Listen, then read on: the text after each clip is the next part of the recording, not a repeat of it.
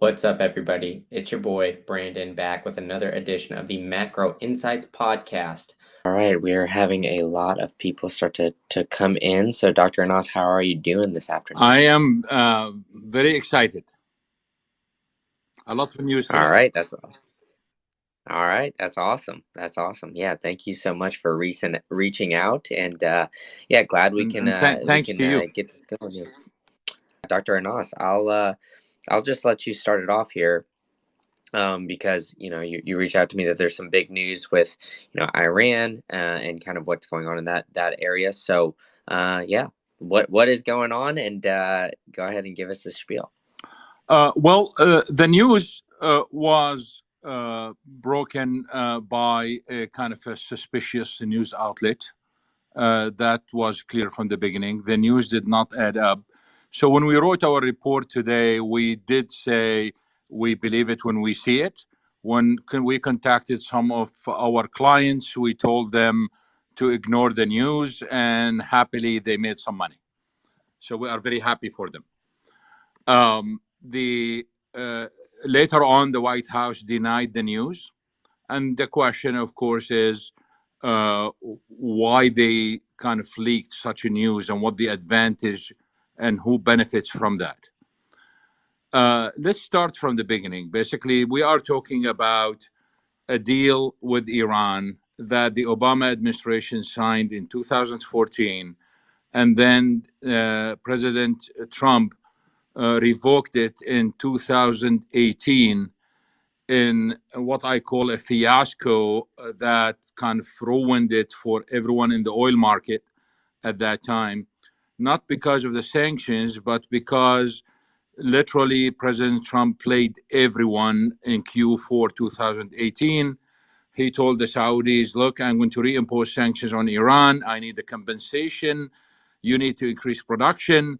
They were going on a very tight policy to in order to raise oil prices and balance the market.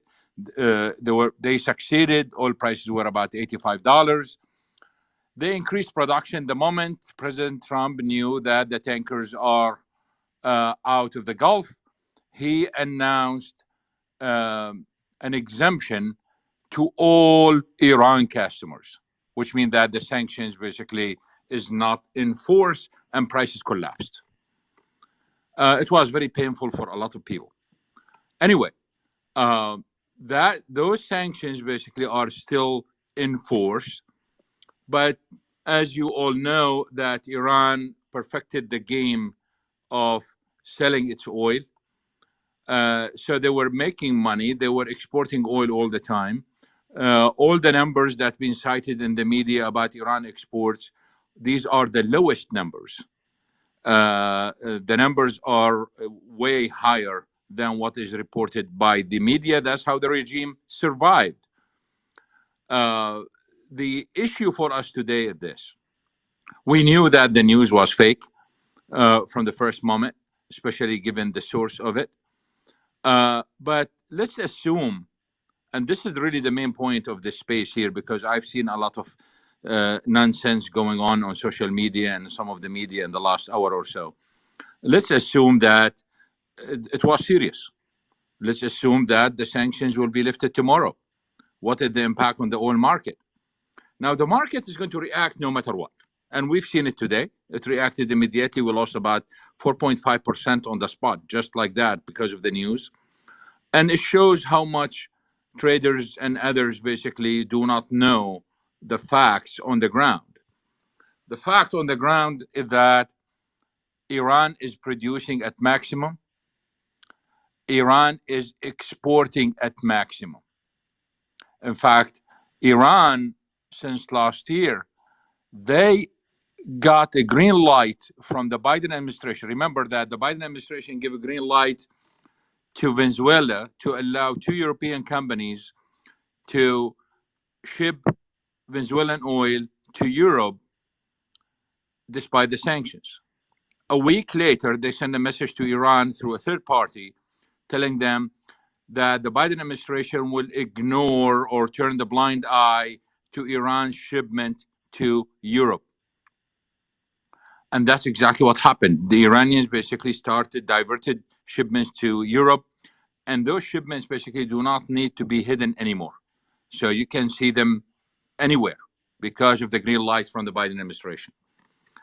At the same time, the Biden administration kind of have ended up with catch 22. This is a big problem, which is, if you recall, I'm going to go back to Yemen here.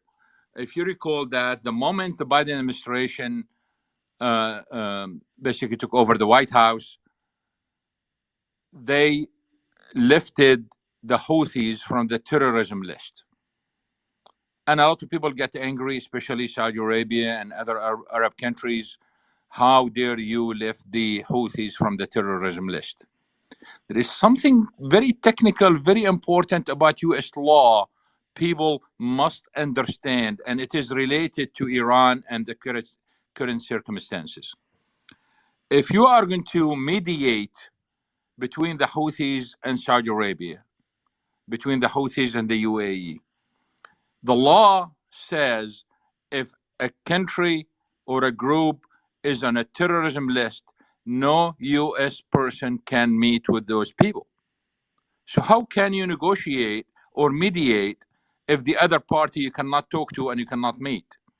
So lifting the Houthis from the terrorism list was not intended to kind of praise the Houthis or support them, but that's the only way US officials can meet with their leadership. The same logic with Iran today. The only way the US basically can keep the Iranians at the table to negotiate is literally to ignore the sanctions. And guess what? The Iranians exploited that to the maximum, literally to the maximum. So they increased their oil production, they increased their exports, knowing that the Biden administration is not going to do anything about it, because the moment they do anything, then the negotiations will stall. So the Iranians took really the benefits of that, and they were able to increase their production and exports. And of course, they were able to get the exemption from Iraq, the exemption from the US regarding Iraq. So they sell Iraq gasoline, natural gas, and electricity. Now, supposedly, and this is related to the news today, supposedly, they get an exemption from the US to supply Iraq with these materials, and Iraq will have an escrow account where they deposit the revenues for Iran. So Iran was not allowed to get the money, but the money will stay in Iraq. Well, the Iranians were smarter than the Biden administration or even the Trump administration. What they did, they said, okay, Basra now, the heat is the temperature is by US standard, Fahrenheit, is 110, and they haven't paid me in 3 months or 4 months or whatever, and I'm going to cut off the electricity, I'm going to cut off the gas. And of course, the Iraqis will scramble and say, please, please, please, please, give us the money. And I can tell you without any reservation that the Iranians showed up in planes in Baghdad, and the Iraqis literally brought in boxes and bags of dollars, and they were loaded on those planes back to Tehran. And the Iranians, every time they needed the money, they do that. So they were able to get their money anyway, despite the US sanctions. But they still have probably about $10 billion in Baghdad today. And why this is related to the news today? Because, yes, the Biden administration promised them that they will get the frozen money back. That's correct. That's part of the negotiations. But all this frozen money is not in the United States, and it's not under the control of the United States. The frozen money basically is in Iraq, South Korea, and some other countries, some in India and other places. So what will happen if we end up with a deal is that the Biden administration will allow those countries basically to give the money back to Iran. Let's go back to the oil market. So Iranians are producing at maximum, exporting at maximum, And therefore, if the sanctions are lifted tomorrow, there will be no change in the market. And therefore, there is no reason fundamentally to lower prices, because production will be the same, exports will be the same. Now, given what we know from the past, the Iranian leadership might end up doing a game they've done before, which is reduce their exports, build up the floating storage, and then release it.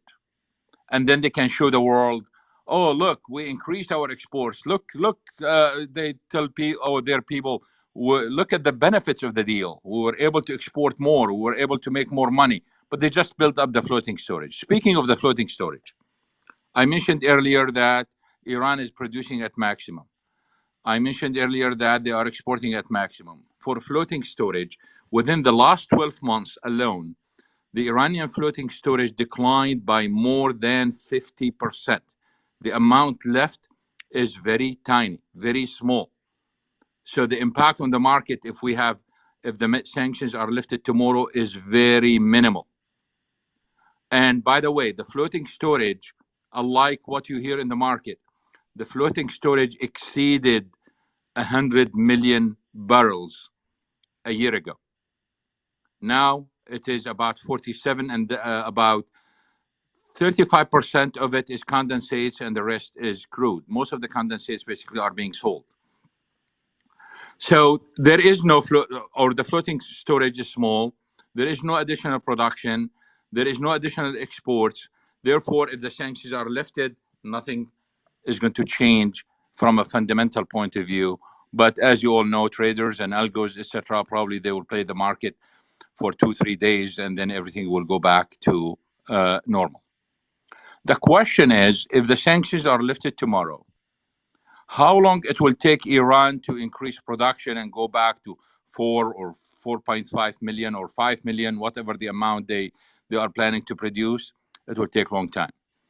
Our estimate that above current production, to add another 500,000, they need probably at least 9 months. And to add 1 million, they need a year and a half, at least a year and a half. And I don't think this year and a half is even correct, because the year and a half assumes that everything is ready. The contracts are ready. The international investment is ready. The international companies are ready. So we are talking about to have some really meaningful increase, we need about a year and a half to 2 years to see a meaningful increase. But by that time, global oil demand is going to increase by more than the amount that the Iranians are going to add. And therefore, there is no fear that the Iranian additions are going to lower prices or pressure prices down. This is not going to be the case. The final point before we open the floor for questions is this. The Russians are involved in Iran, and they want to help the Iranians increase their oil production and their gas production. And that's what the contracts are about. But I can assure you that the Russians are in Iran to limit Iran's production of oil and gas. Yes, they want to help them increase it a little bit, but that's it. They are there to prevent. Look, Iran has the second largest reserves of natural gas in the world. If the US is serious about solving the gas problem, I'm talking about natural gas, in Europe and the rest of the world forever without Russian gas, they need to go to Iran. They need to develop the Iranian gas. And Russia understands that. And that's why they want to prevent Iran from developing its natural gas reserves. So they can help them to kind of increase it a little bit, but that's it. And the evidence all over the place. We have something called the Arab gas pipeline that was built from Egypt, goes through the Aqaba Gulf, or the Gulf of Aqaba, to Jordan, to Syria, all the way to the Turkish border, and is supposed to take the Egyptian gas all the way to Europe. And in the middle of Syria, at the city of Homs, basically there was kind of a section that goes to Lebanon, and that was supposed to go to Cyprus. Guess who stopped it? The Russians. And then there was a proposal in 2008 was made to the president of Syria, Bashar al-Assad, by the Qataris and the Iranians to build a pipeline from the North Field in the middle of the Gulf. That's a gas field. That's the Iranian share of the largest gas field in the world. So the Qataris will build the gas. The gas is Iranian. The Qataris will build the pipeline, and they will take it all the way to Syria to connect it with the Arab gas pipeline to take it to Europe. Bashar al-Assad killed it because the Russians told him to kill it. So the final point basically is, yes, Iran has the resources. It could make a major change globally, but it is very clear because of its actions in the region and because of its philosophy and because of its human rights abuses and everything else, getting sanctions by the West. But that does not mean that Russia is going to help either, because Russia is there to limit Iran. So the conclusion is the news was fake. The question is, why did they do it? Well, there are several factions in Iran. It's not only one faction. And in my view, and this is just a personal view, it could be wrong. In my view, that's one of the factions released this news for domestic purposes and has nothing to do with the international objectives. We've seen this so many times in the past. Think about it this way. When the former Prime Minister of Japan was visiting Iran, the moment his plane landed at the airport, two Japanese tankers, or one ship, one tanker, being attacked at Fujairah port. If you guys recall, when there were 4 ships that been attacked at that time, it was very clear that one faction was responsible for that.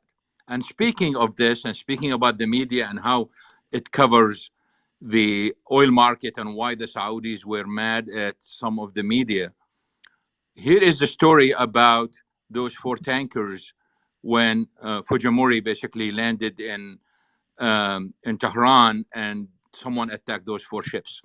The news says there were 2 oil tankers being hit. And of course, oil prices went up that day. And everyone was talking about 4 ships. 2 of them are oil tankers. Guess what? One of them was carrying vegetable oil. It wasn't even crude oil the way we know it.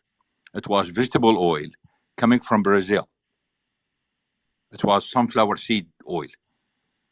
But the media reported, go back and look at it in Google. The media reported that as oil, and people be reacting as we lost 2 million barrels or whatever the amount is of oil, because it wasn't. It was vegetable oil. It was sunflower seed oil from Brazil. And going where? It was going to Iran. It was the Iranian people who lost that cooking oil. Why? Again, the regime itself is fragmented and they own the economy, and there are several factions who control several things, including the vegetable oil trade. So they benefit from that too. Brandon, I'm ready for any questions, and then we can still probably have about 10-15 minutes. All right, awesome. Well, we do have a couple people waiting, so I bring them up one at a time. Hugo Kruger, I believe is how you say it. If I botched it, I apologize, but Hugo, the floor is yours. Hi, do you hear me? Yep, we can hear you great. Okay, great. So I just want to give a bit of background myself. I'm married to an Iranian woman. I'm from South Africa. I was in the country a month ago, 2 months ago, and I also work in the oil industry and also have a background on nuclear power. So I've got some sense of what's going on over there.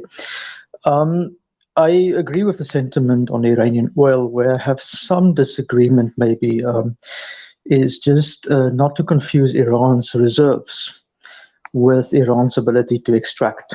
Okay, I think the speaker spoke a little bit about that, but Russia, for example, has one of the largest natural gas reserves in the world.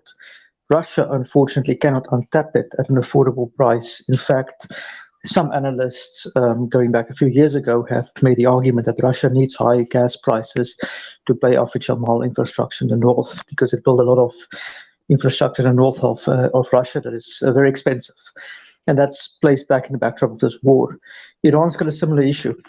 Its natural gas reserves, and particularly its oil reserves, are increasingly located in areas that are more difficult to extract. So the price, is more important than the amount of gas in the ground. On the nuclear issue, I just want to say something. I had an interview with Gareth Porter, who's the prominent historian on Iran's nuclear weapons. The theory that Iran has a nuclear weapons program was manufactured by Mossad. Iran, however, has a deterrence capability, and it should not be confused. Basically, they have centrifuges, and whenever they spin the centrifuges, that's when they get attention. But I don't believe that Iran ever has an intention for a nuclear weapon, because they know the diplomatic costs will be too high. They keep that option open. So they play that fine red line to try and get the Americans to the negotiation table. And one way that the Iranian government, I think, will signal that they're ready for discussion is you will hear the IEA say they are at 80% enrichment or whatever it is, but they have no intention of turning that uranium stockpile into a nuclear weapon, because the cost is just too high for them diplomatically. So that's sort of just my few cents on it. On Iran itself, just quickly, I think more people should visit the country. It's enormously safe. It's open for foreigners. Of course, I am not an American, so I won't get arrested, but I believe there needs to be just more contact between Iran and the rest of the world, because if people don't start talking to Iranians on a local level, I believe the hostilities will continue. I think public opinion must change towards Iran before the politics will change. So yeah, thank you for that. If you don't know this already, I am Green Candle, also have the Macro Insights podcast. You might have found me from there. So I appreciate you tuning in on this new podcast, the Macro Insights channel. If you want to support Green Candle and get some sick merch, you can check out thehodleshop.com. They've got a perfect section of Green Candle merch. I've got the sweater on right now. I've even got the white hat. We got a sick white hoodie as well. They got all different kinds of colors, truckers. They've even got the nice little green candle on the back. So much cool stuff. So go ahead and check it out. All right, enough for me. Back to the show. Your wife is a hero.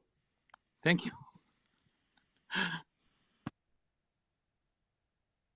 Well, thank you very much for that comment, I'll tell her. Great stuff there. Great stuff. We also have a little bit more time for some more questions. So if you'd like to come up and ask Dr. Anas a question, feel free to request the mic, and you can come on up.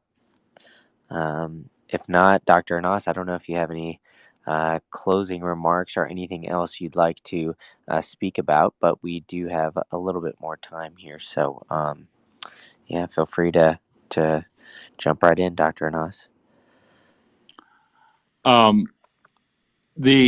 Any news related right now to OPEC fragmentation or any problems within OPEC itself, we got to be very careful. Any news about the nuclear deal, we have to be very careful, because most of those news are absolutely incorrect. We have seen so many pieces of news in the last 5 months or so published by prestigious publications. They were completely either false or misrepresented the facts. And in the last space, I emphasized the point about the bias in the media by saying the following, saying that the media is reporting a major loss of market share of OPEC members in Asia. Today, in the newsletter that we are publishing today and we published yesterday, we are going to post, by the way, the Iran comments, etc., in the newsletter just shortly after we finish. But we are showing that if you look at Saudi Arabia and you look at Iraq, where is the market loss? Where is the market share loss in Asia? But the media keeps saying it until people believe there is a surplus of oil. So in today's chart that we are posting in the Daily Energy Report, we are showing Iraq's exports from the south. And Iraq exports from the south have been flat. So where is the loss? Yeah, they lost in India. Yes, but they gained in China and they gained in Europe. And the media is continuously talking about OPEC loss in Asia. But they never talked about the Russian loss in Europe that OPEC took over. Just show you the bias in the reporting. In general, the action of the Saudis, as we highlighted in the newsletter on Sunday, the action of the Saudis when they announced the 1 million barrel voluntary cut on Sunday, it was intended to take over the narrative in the market. Has nothing to do with declining demand, has nothing to do with anything else. In fact, the demand is not declining, the demand is rising. What changed is that the growth in demand and the expectations are lower, but the demand is going up. So the Saudis did it for July. And as many of you know, we were the only one who predicted this on Friday. We said specifically, we said it's going to be in July and there will be a voluntary cut. And that newsletter on Friday is still there on the web. So they did it because they want to literally control the narrative. It's not as a reaction to demand. At the same time, and I will end with this, they are sending a message to Russia. Basically, we are raising prices, and the rise in prices will compensate for your cut. So your revenues will not change. And we are helping you here, so help yourself. In a sense, it is kind of a hidden threat to the Russians. If you don't cut, we might experience what we did on March 6 and 7 in 2020 when the Saudis crashed the market. So there was an embedded threat in those statements. But the idea here is the Russians have to cut to 10 million. They have to. So what the Russians are playing, they are playing a different game. Say, okay, I'm going to have a surge capacity used. I'm going to jack up my production to 10.7 or 10.8. And now let's talk about a cut. It does not work that way. And the Saudis are aware of that. So it is very clear that there is a lot of pressure on the Russians. Putin called MBS yesterday of Saudi Arabia, and they talked about it. So it seems that we might see a reduction in an actual reduction in Russian production and therefore exports. And as a result, probably this sharp increase in imports from China and India, from Russia, just to take advantage of current prices and the current situation before the cut. Back to you. Yeah, great stuff, Dr. Anas. We have a new guest on stage, Alternative FY. I'm sorry, I'm not going to be able to pronounce your name, but that is the handle. So you got the floor.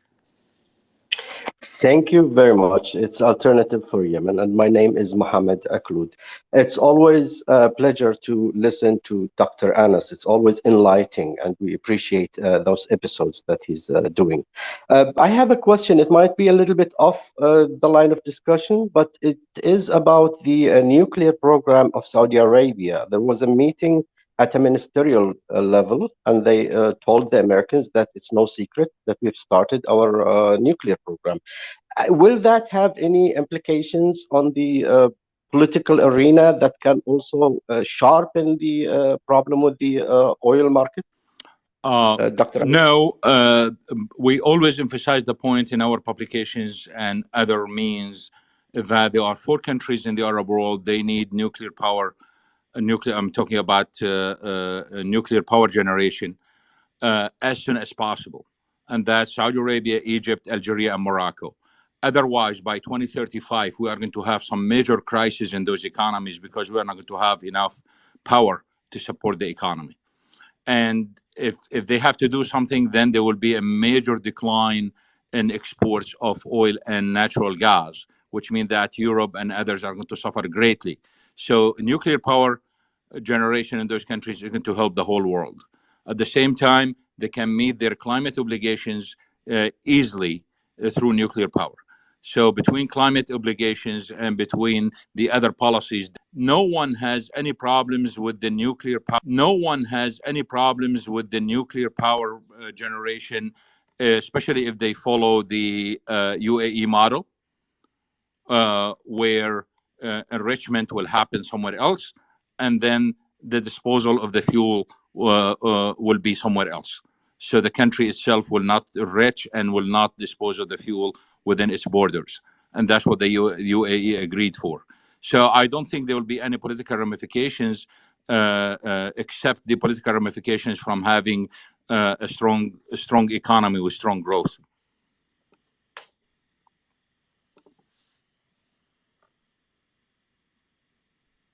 All right, great question. I will get the next speaker up here.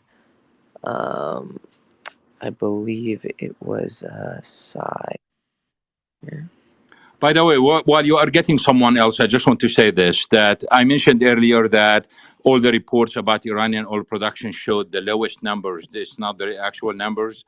Right now, in just recent months, Iranian oil exports might have reached 2.2 million barrels a day, which is way larger than what the media is reporting. The average that the media is reporting right now is about 1.5 to 1.6 million barrels. I think it's probably about 2.2. All right, great insight there. Sai, the floor is yours. Thank you. Thank you, Dr. Doctor, for your insights. Really appreciate it. I had one question regarding the Russia-Saudi dynamics. So for Russia, given the price cap of $60, how does an oil price well above 80 make sense? So maybe Saudi wants a oil price of 90 or 100, but for Russia, the price is capped. So how does this dynamic between Russia and Saudi work? Thank you. The correction, first of all, our clarification, it's not capped. Okay, there is some artificial thing going on that someone said we want to cap it at 60, and we've been saying from day one that the cap has no impact on anything. Period. When it comes to market balances, it has no impact. It is the cap. The price cap is a joke. The price cap is literally a communist idea, and people have to realize that's when you try to play with the prices. That's what it is. It has no impact, and I can, for anyone who doubt this, I can provide all the evidence to show that it has no impact. And I put some cartoons and other things on my Twitter feed just to show all the problems with it. And for one of them, basically, is Senator Ted Cruz, basically talking to the Treasury Secretary, who used to be the head of the central bank or the Federal Reserve Bank in the United States, and telling her, look, if you can cap Russian crude on the other side of the world, please cap our health cost. If you cannot cap the health cost within the United States, how you are going to cap some country's commodity in the middle of the seas, in the middle of the oceans? So it does not work that way. The reason why we have a major reduction in the Russian prices, remember that the reductions happened the moment Putin decided to shift shipments months before the sanctions and months before the price cap. And the largest discount happened before the sanctions and before the price cap. Why? Because the cost of shipment was too high. People do not realize that the distance from northern Russia to China and India is multiples of that to Europe. And there were only few ships. So the shipping costs went through the roof. So to compensate for that, they have to lower prices. That's what it is. But lower prices, etc., played a game here where we discussed this in previous spaces. If I can get the diesel from Russia at 40% of my cost, at 40% lower than my cost, why I have to produce it? I don't need to produce diesel. I can just get the Russian diesel. Okay. So what happened is some OPEC members and some OPEC Plus members said, you know what?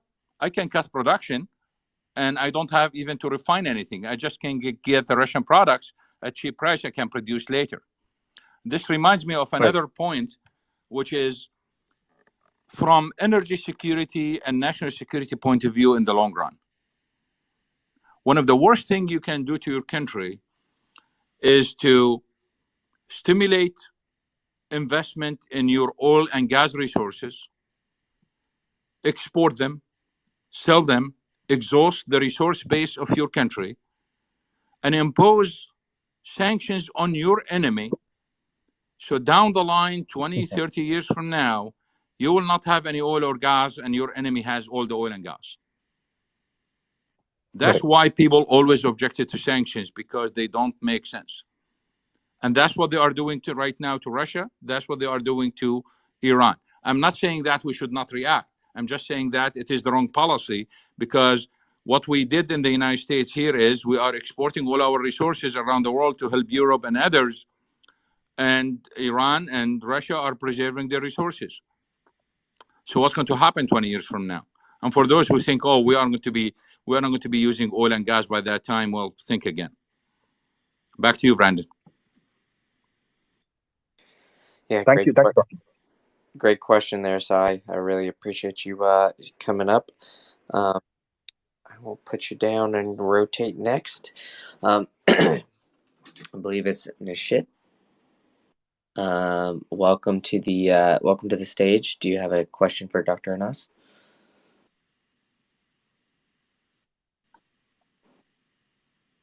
Hey, Nishit, you have the floor here. Hi, Dr. Anas. I've been hearing your spaces and it's been very enlightening. Thank you for that. I had a question that the second half of most of the years, the oil demand is higher than the first half. And with all the geopolitics happening now and the tightening of the oil market, where do you see by the year end the oil prices would lead to?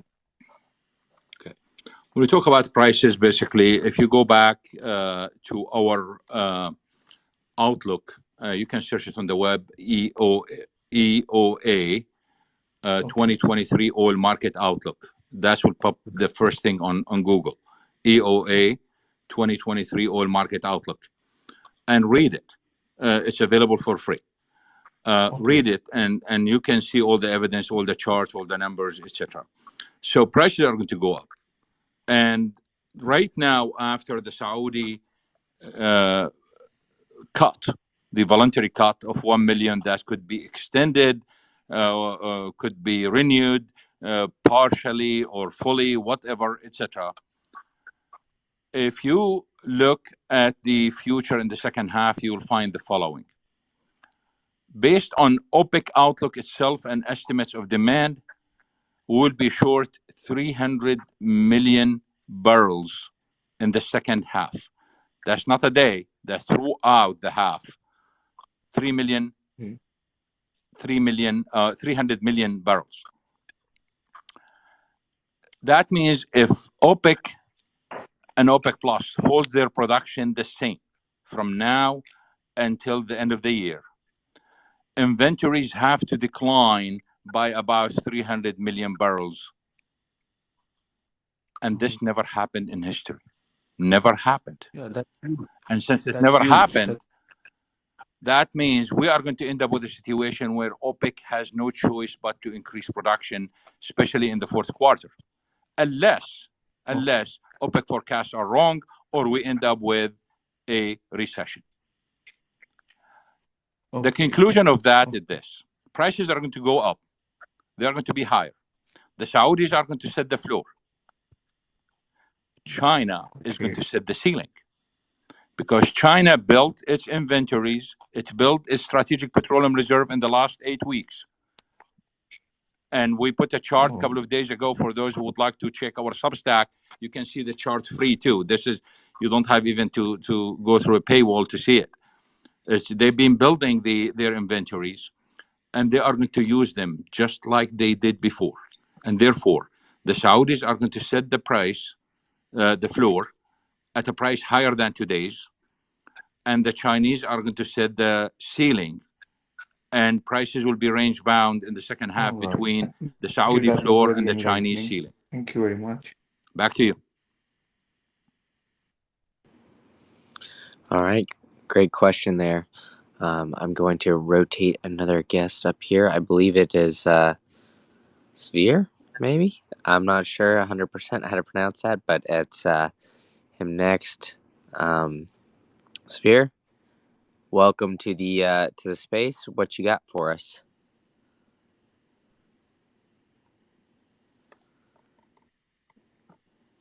Sphere, can you hear me? All right, going once, twice. All right. Oh, here we go. Here okay. we go. Yep, Can we can hear you. Yep. Dr. Anas, yeah, I'm one of your great admirers. Your number one question is regarding shipments of Iranian oil. Do you think that will be taking place for some Western or American ship owners, tanker companies, loading at Cargo Island in the near future? What's up, everybody? It's your boy Brandon, the brains behind Green Candle. Thanks for checking in this new channel I've got here at the Macro Insights podcast. You can help support me and check out new content that I'm bringing out in short form on different social media channels at Green Candle IT on X, on Instagram, and on TikTok. So be sure to check me out there. And if you want to follow me personally, you can. I got it all on X at bkeys1010 and at Instagram at keys_open_doors. So go ahead and support your boy. All right, enough from me. Back to the show. One of the problems we have, I mentioned earlier about the factions within the regime itself. And there are strong factions that control the oil trade. And they make more money at lower prices in the black market than if everything was open completely. Because once it's open completely, everything will go to the government budget.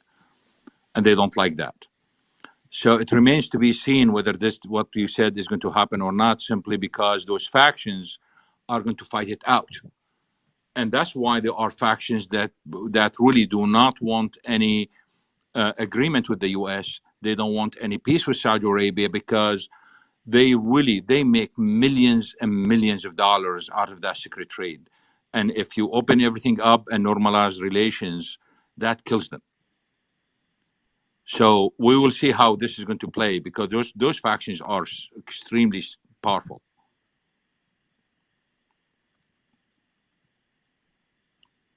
Back to you, Brandon. All right, great question. We have Hugo back. Welcome, Hugo. What you got for us? Yeah, thank you.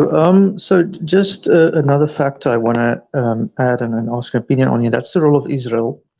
As many of you know, Benjamin Netanyahu is facing jail sentences, prison sentences for his involvement with the nuclear mafia. As many of you would know, Israel has about 70 nuclear weapons, and it's never signed the Non-Proliferation Treaty. So to distract the public from this and the corrupt relationship, Netanyahu always trumps up the threat of Iran. So he makes Iran look more scary than it actually is. And for those who don't believe me that Iran is not scary, Iran's economy is the size of South Africa's, and GDP per capita is half the size of South Africa's. So it's not a threat to world peace or even Israel, I believe. But yeah, I just want to ask the view on Israeli, elections, internal dynamics always playing out in the geopolitics.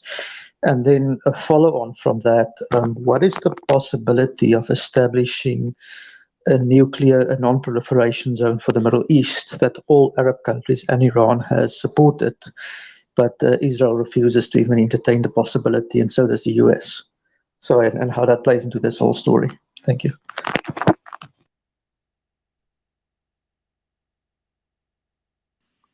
Thank you. I have no comment. All right, great insight there, Hugo. So we're getting quite a few requests. I just want to remind everybody, unfortunately, we're limited on time. So I'm going to try to get as much of y'all up as possible. Yeah, but we might not be able to get to every question. So, Mazine, I believe it is. The floor is yours. Yes, salam alaikum. Good evening, Dr. Anas. I have questions. First question is what about war trade?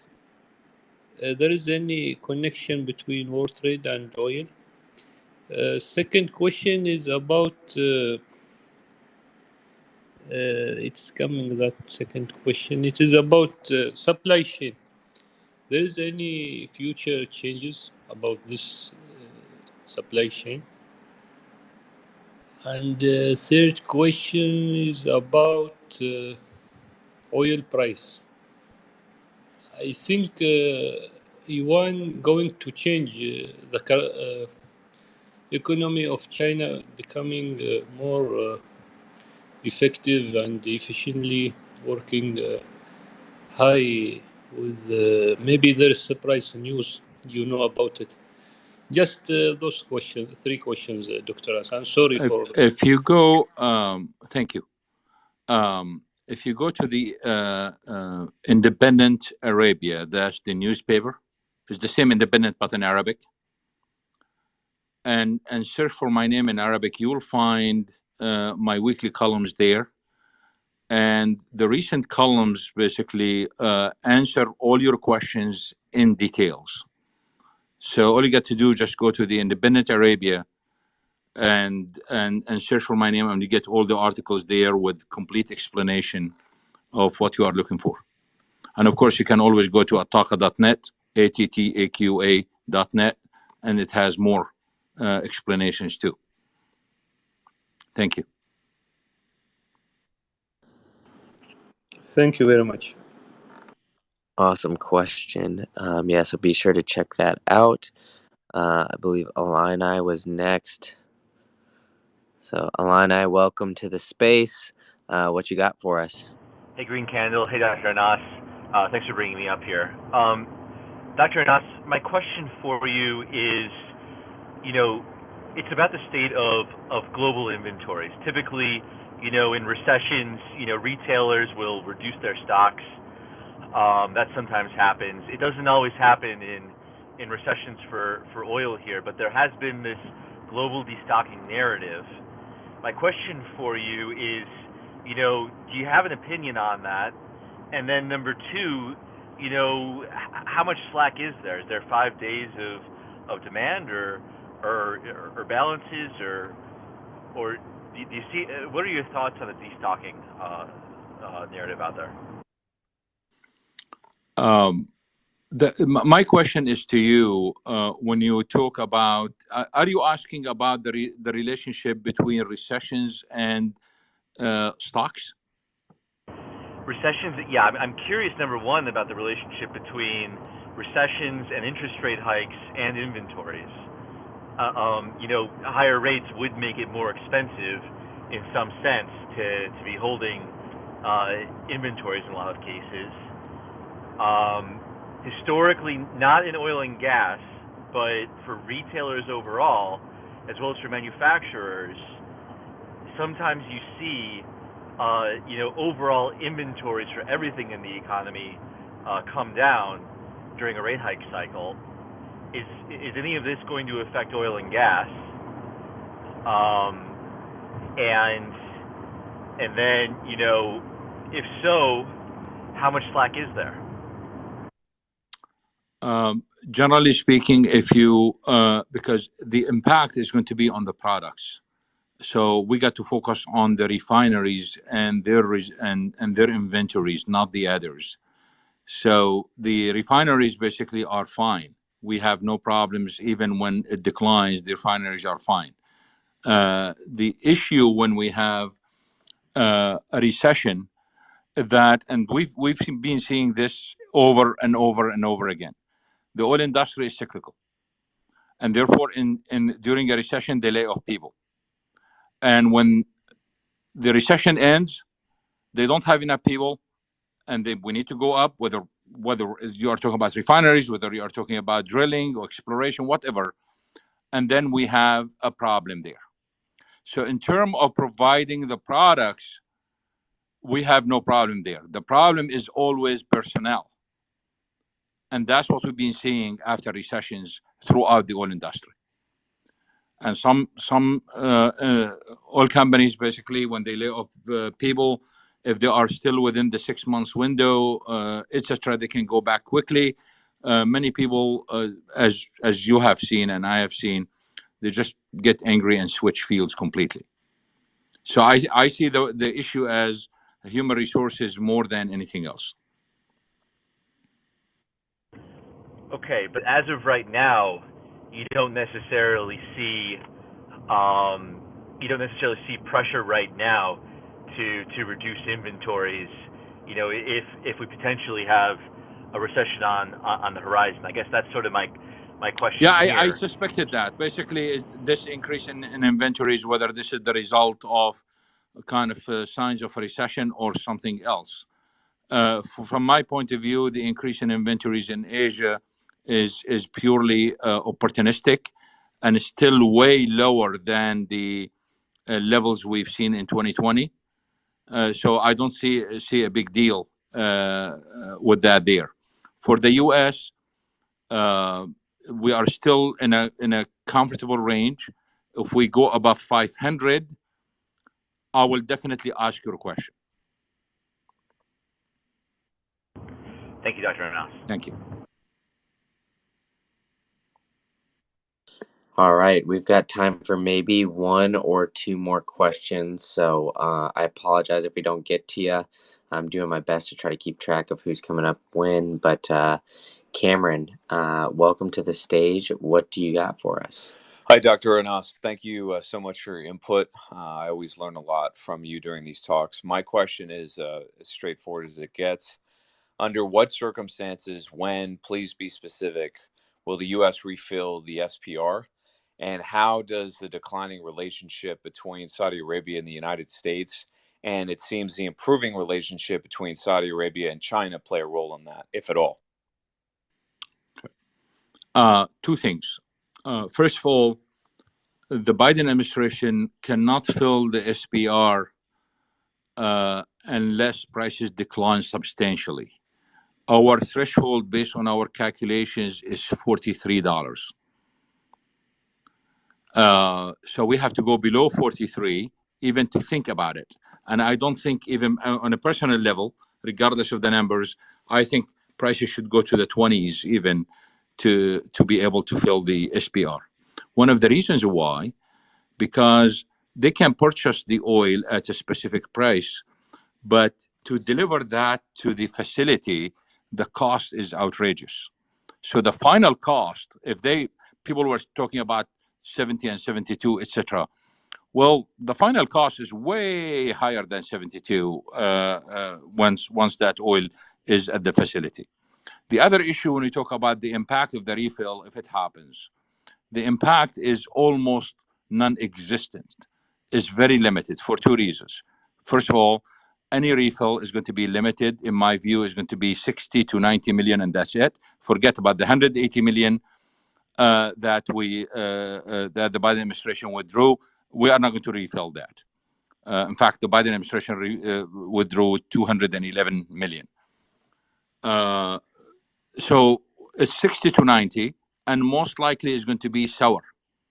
And therefore, the Secretary of Energy, or the statement by the Secretary of Energy that this is designed for U.S. producers, will benefit U.S. producers, we are going to use the forward markets, etc. It's a complete nonsense, because 8 million barrels of U.S. production comes from shale, and shale is light sweet, and we don't want light sweet. We are getting rid of it. All the 26 million that we are selling right now is light sweet. We don't want it. We want the medium sour. And to get medium sour, there are only within the United States, most of it will come from the Gulf of Mexico, and that's it.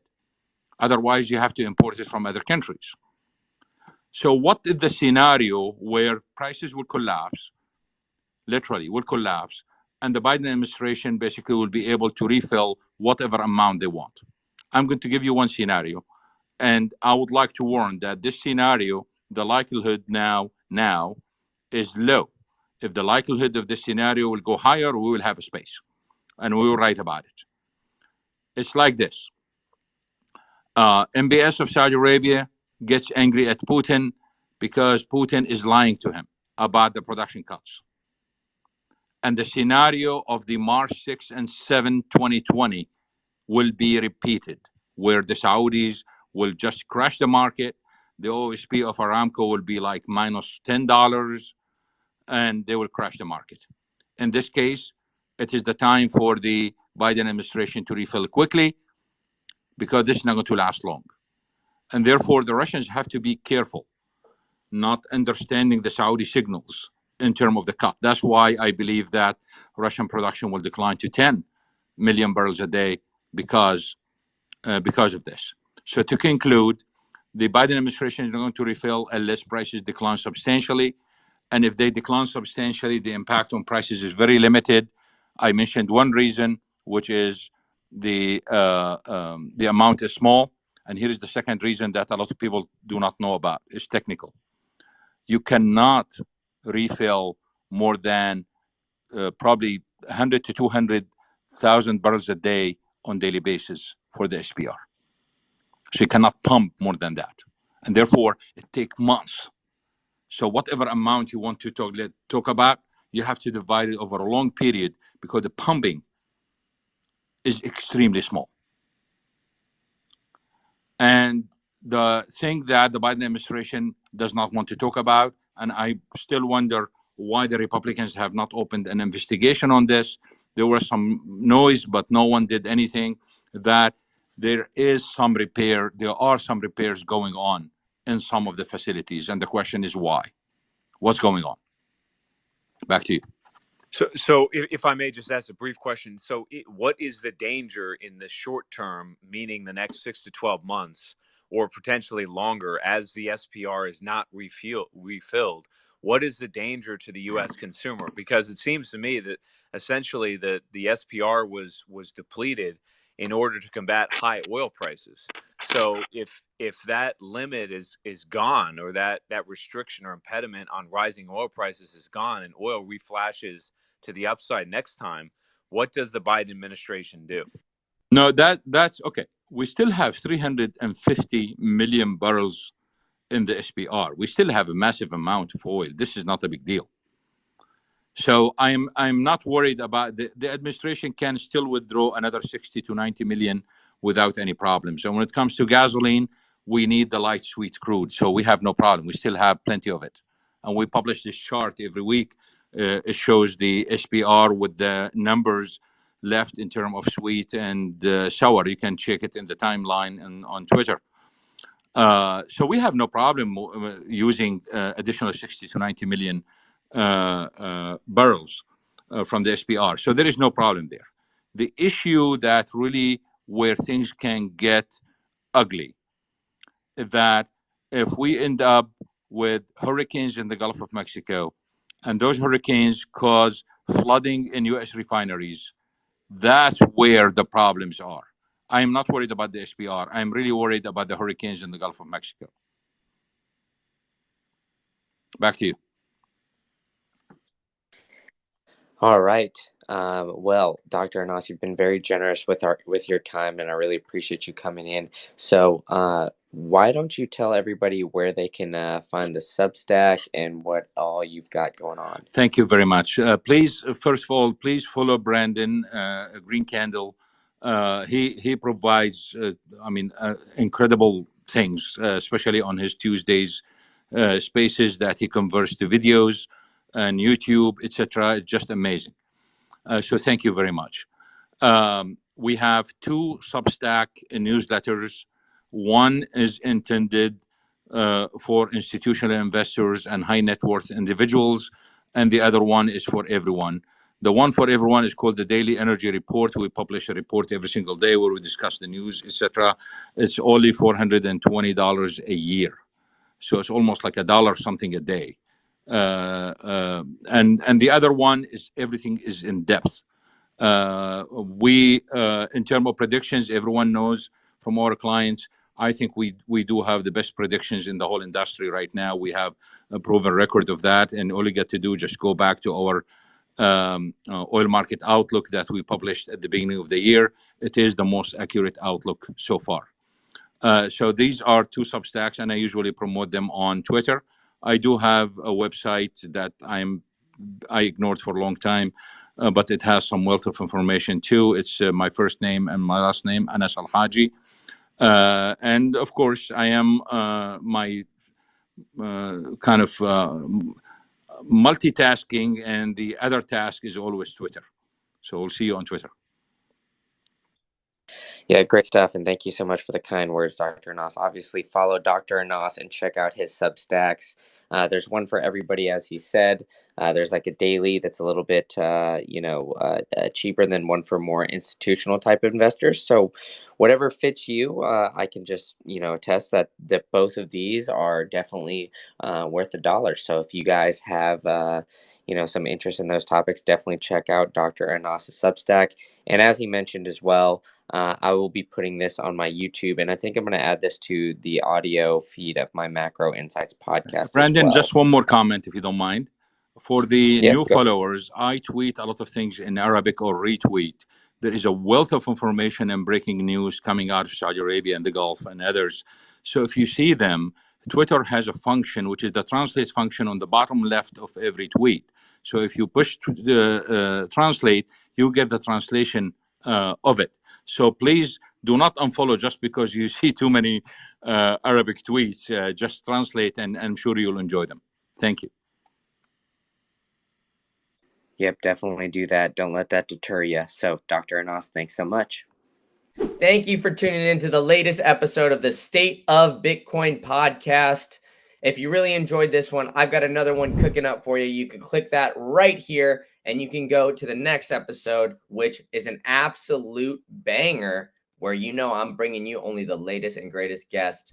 Or if you're looking for more macro related content, you could check out my other channel, Macro Insights Pod. I got it linked for you right here. So where I'm bringing you more about stocks, real estate, traditional finance stuff. So go ahead and check that out. And if you enjoyed this podcast, go ahead and hit that like, hit that subscribe button, and tell a friend to tell a friend. All right, enough from me.